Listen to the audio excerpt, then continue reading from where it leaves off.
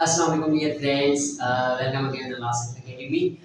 तो आज जो है हम डिस्कस करने जा रहे हैं बहुत ही इंपॉर्टेंट टॉपिक यूकैरियोटिक सेल के बारे में और उसकी जो स्ट्रक्चर है यानी ओवरऑल हम साइटोलॉजी पढ़ेंगे।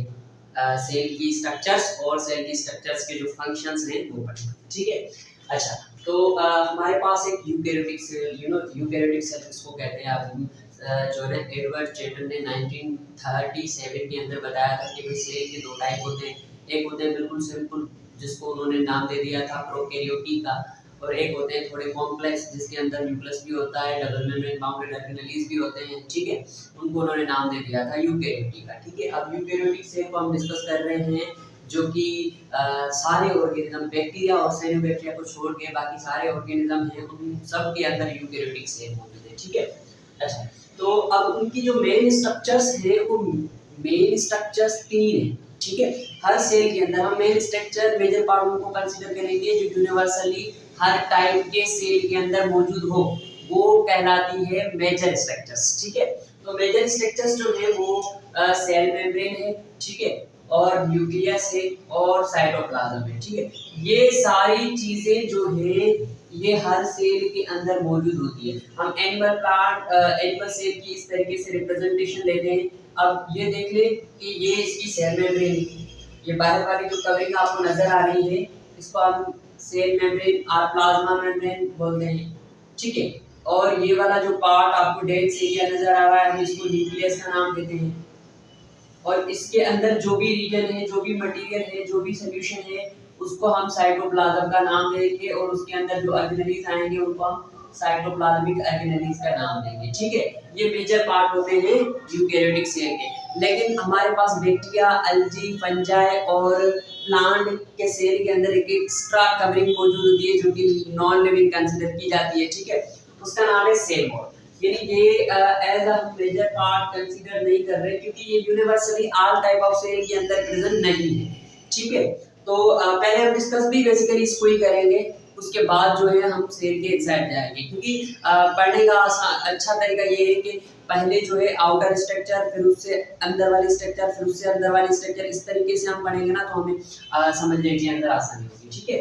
तो ये जो देखो अब इस प्लांट सेल की मैंने रिप्रेजेंटेशन बनाई है। यहाँ पे देखो ये इसकी सेल मेम्ब्रेन है, ये न्यूक्लियस है, ये इसका सारा साइटोप्लाज्म है विद अ लार्ज वैक्यूम, ठीक है। उसके अलावा ये ब्लू कलर का आपको जो कवरिंग दिख रहा है ये नॉन लिविंग वेसिकल कवरिंग है, ये ही सेल वॉल कहलाता है, ठीक है। तो ये आउटर मोस्ट है तो हम इनको पहले डिस्कस करेंगे, उसके बाद सेल मेम्ब्रेन, उसके बाद साइटोप्लाज्म, फिर न्यूक्लियस, ठीक है। अच्छा, आप देखें सेल वॉल क्या है। बेसिकली सेल वॉल को हम कहते हैं कि ये non living outer most covering है। नॉन लिविंग क्यों कहते हैं? जस्ट इसकी अगर हम स्ट्रक्चर देखेंगे ना तो ये जस्ट मटेरियल की डिपोजिशन है। इस तरीके से जैसे हम कुछ मटेरियल जो है ना बाहर कर देते हैं, वो जमा होता रहता है, जमा होता रहता है, एक बड़ा सा ढेर बन जाता है, ठीक है। बिल्कुल इस तरीके से सेल अपना मटेरियल बाहर डिपॉजिट करते रहते हैं, डिपॉजिट करते रहते हैं, और डिपॉजिट होते होते वो डिफरेंट किस्म के लेयर के अंदर कन्वर्ट हो जाता है, एक किस्म के वॉल के अंदर कन्वर्ट हो जाता है, हार्ड स्ट्रक्चर के अंदर कन्वर्ट हो जाता है। उसी हार्ड स्ट्रक्चर को हमने नाम दे दिया है बेसिकली सेल वॉल का, ठीक है।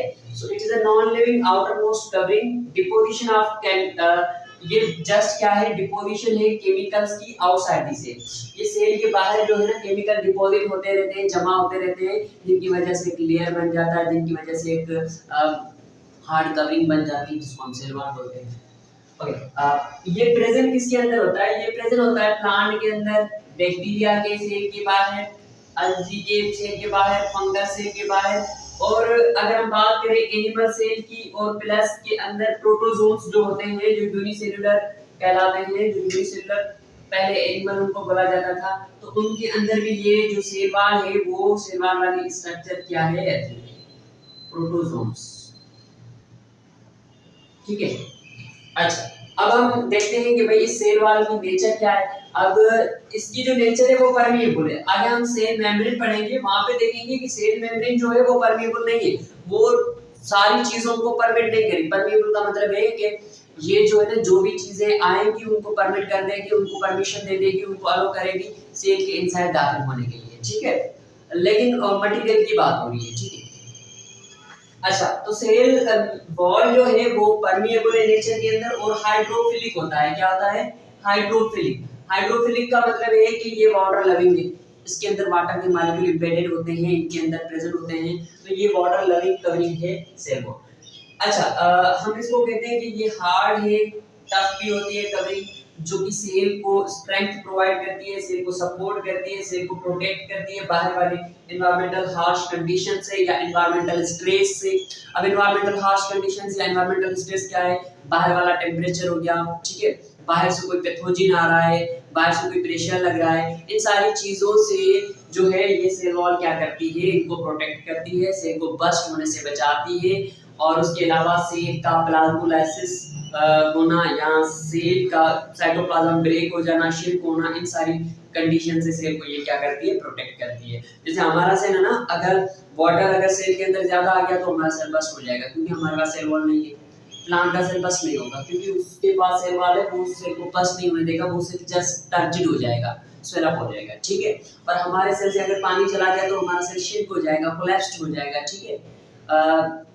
लेकिन प्लांट का सेल श्रिंक नहीं होता। क्यों नहीं होता? क्योंकि उसकी जो सेल मेम्ब्रेन है वो बेसिकली कुछ स्पेसिस पे जो है ना वो सेल वॉल से कनेक्टेड होती है, तो सेल वॉल जो है हार्ड स्ट्रक्चर है वो इसको कोलैप्स होने नहीं देगी। और हम कहेंगे कि ये सेल वॉल जो है सेल की प्रोटेक्शन कर रही है। क्या कर रही है? डिफरेंट कंडीशंस से, जो भी सेल की लाइफ में कंडीशंस आती हैं उनसे प्रोटेक्ट कर रही है।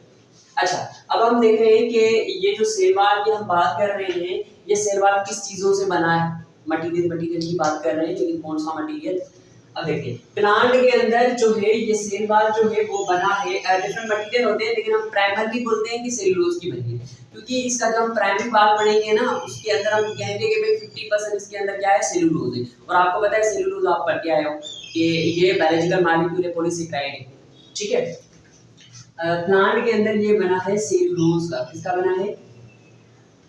सेलुलोज का बना है, ठीक है। प्लस के अंदर इसके अंदर हेमी सेलुलोज भी आता है, हेमी सेलुलोज के मॉलिक्यूल भी है, ठीक है। इसके अंदर पेक्टेट सब्सटेंस भी है, pectates of calcium, pectates of calcium and magnesium, calcium and magnesium के पेक्टेट भी मौजूद होते हैं, ठीक है। लेकिन हम हर जगह पे लिखा होता है कि भाई ये प्राइमरली सेलुलोज का बना है, क्योंकि ज्यादा मटेरियल सेलुलोज का होता है। उसके अलावा इसका जो सेकेंडरी वॉल होता है उसके अंदर लिग्निन भी होता है, हार्डेस्ट नॉन सब्सटेंस, जिसकी वजह से सेल वॉल बहुत हार्ड बन जाता है। ये भी हम पढ़ेंगे डिटेल के अंदर।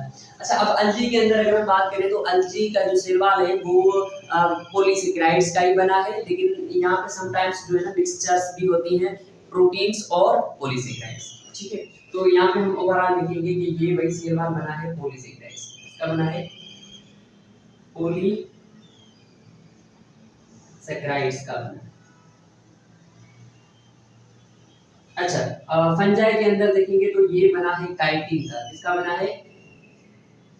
काइटिन। आप पढ़ के आए हो, काइटिन जो है मॉडिफाइड कार्बोहाइड्रेट है, जो कि मॉडिफाइड कार्बोहाइड्रेट हमने सेकंड चैप्टर में किया था।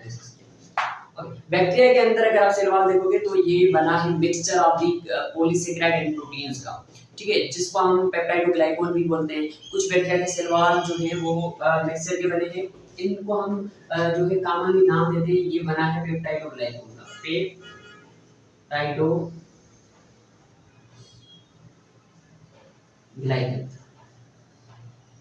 ठीक है। इन केमिकल्स का बना है। यानी देखो हर सेल के अंदर, हर टाइप ऑफ ऑर्गेनिजम्स के अंदर जो है सेल वॉल की जो कंपोजिशन है वो अलग अलग है, मटेरियल जो है ना अलग अलग है। अच्छा, सेल के अपने अपने प्रोडक्ट्स हैं, उसके हिसाब से बन रहा है। अच्छा, अब हम डिस्कस कर रहे हैं बेसिकली हमारा जो डिस्कशन है वो है प्लांट सेल के बारे में। किसके बारे में?